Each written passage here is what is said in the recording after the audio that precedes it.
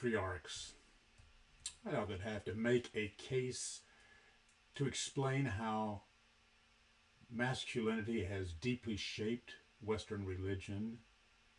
And while religion is different from spirituality, I'd say that the fact that we have a male image of the man up in the sky with a long beard, busy dictating, rewarding, damning, judging people, has excluded about half of humanity, and that image sounds a whole lot like a doubtful Santa Claus to me, who also has a long white beard and lives somewhere up there, like in the North Pole. Traditionally said to bring toys and joy, but also capable of bringing switches and sweet potatoes and coal and other disappointments to bad little children. So I ask you, is Santa the typical patriarch? Is God, as we imagine God, the prototype of patriarchs? Just who are our patriarchs and how do we rate them? I think about the patriarchs in my own life. Certainly, my father was one. He was not my idea of an ideal man when I was growing up. He was not the proverbial kind, majestic patriarch who gives his blessing to his family. He became much more like that in his later years. In fact, before it was over with, my dad became quite a good model for me in many ways. But when I was a kid, not so much. Quite frankly, his alcoholism and certain aspects of his temperament were problematic for me and for others, to say the very least. But still, I think precisely because he was a father, my father, I would have to say that what I inferred from him on balance gave me at least solid ideas of a good patriarch, as well as great suspicion of frightening, mean patriarchs. I admired the fathers of some of my friends. I might not have felt at ease around them exactly, but I sensed that they were approachable, kind, and understanding. I remember one time going fishing with my friend Richard and his dad. Going fishing, something rare for me, with one of my friends, just about as rare. I didn't know what to do with the floundering fish that I caught. And my friend's dad, whom I knew reasonably well, said, "I don't think Frank much likes fishing." "Not too much, eh, Frank?" "I think Frank likes things like playing piano, not things like live fish flopping around." Well, he was telling the truth, of course, but that didn't make me want to hear it. The message he was giving me underscored what I already had begun to feel at age 12. I simply didn't fit in the world of men. Fishing wasn't the only thing by far that I didn't know how to do. The list of men's things I had no aptitude for was long. My friend's father, a patriarch, not an unkind patriarch, had confirmed that sometimes patriarchs tell us things we don't really want to hear. And then there was my father-in-law. I married his daughter, his only child, so he had no family of which to be the patriarch besides his wife and daughter and later me. Yet he was the very picture of a patriarch in many ways. Handsome, soft-spoken, kind, wise, with a good sense of humor and a host of friends. He was a successful banker, a pillar of his community, a respected citizen, neighbor. He could be counted on to serve on boards and committees and task forces because he had great insights and abilities, but probably even more because of his genial personality. People loved being around him, and he liked being around people. When I was a young guy, he was my golf buddy and coach.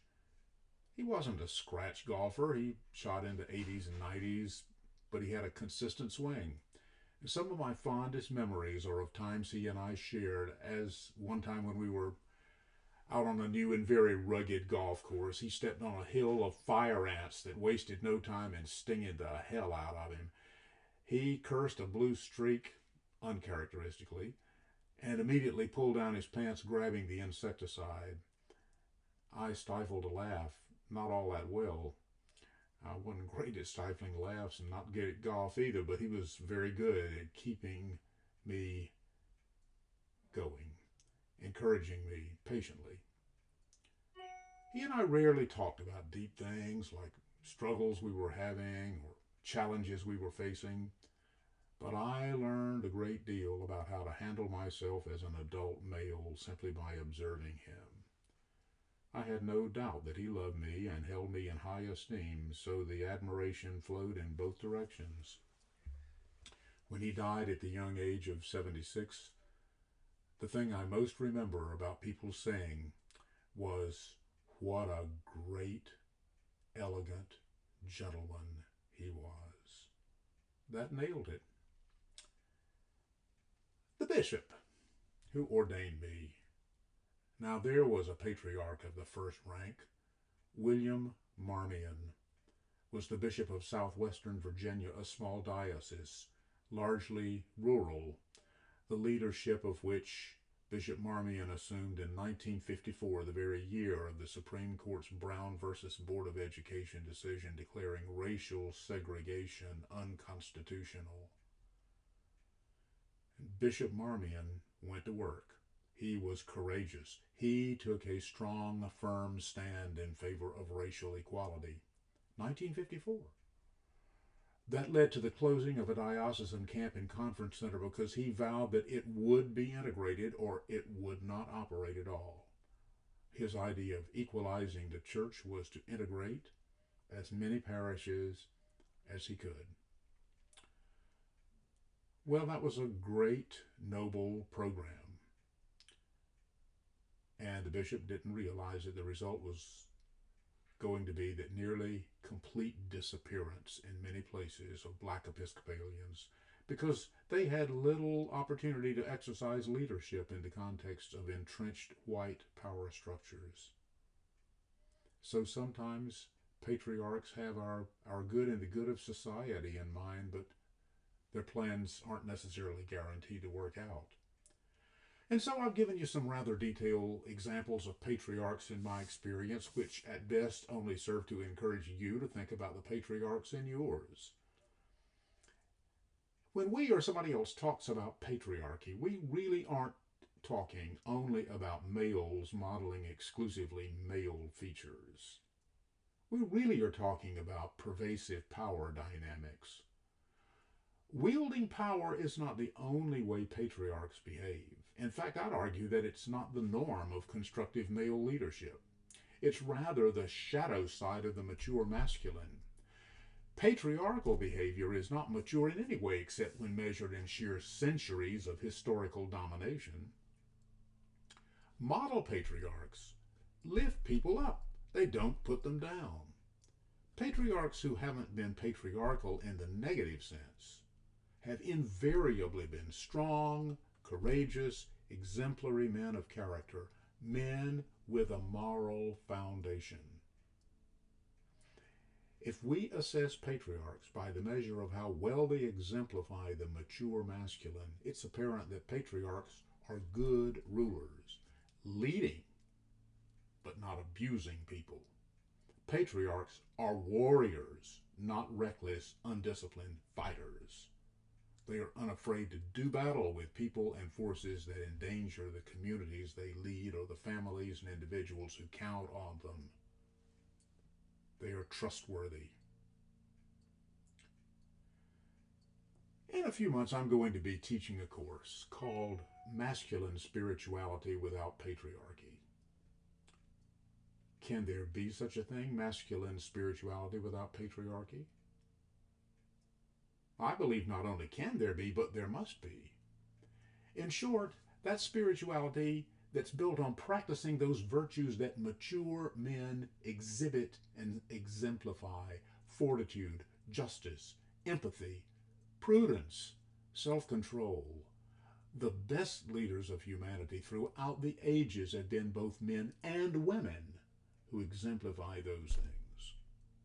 We mustn't forget that so-called masculine traits and roles are not exercised only by men, but also by women, just as feminine traits and roles are exercised by both genders. We honor, we need patriarchs and matriarchs whom we can look up to, emulate, learn from, admire, and ultimately become. In the last 100 years, we've learned that leadership can no longer come only from the top of a chain of command.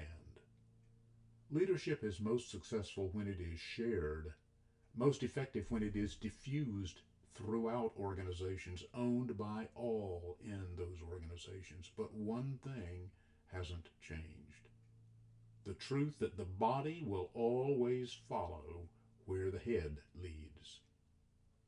The head must never forget that if it is detached from the body, it is useless. That is the measure of an authentic patriarch. Thanks so much. I look forward to carrying on these conversations with you in a month, so stay tuned.